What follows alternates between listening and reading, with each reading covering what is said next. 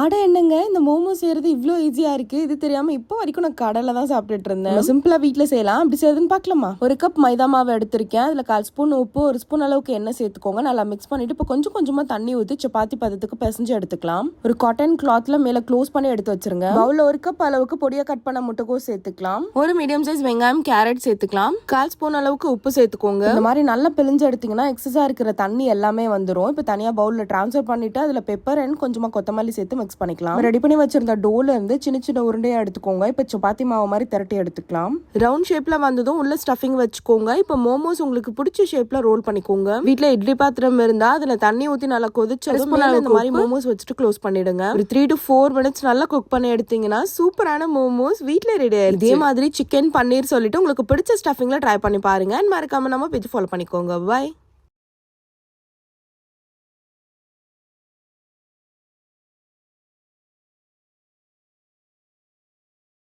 பாத்திரம் நல்லா வெயிட்டாவும் அழுத்தமா இருக்கிறதுனால குவாலிட்டி அவ்வளோ சூப்பரா இருக்கு.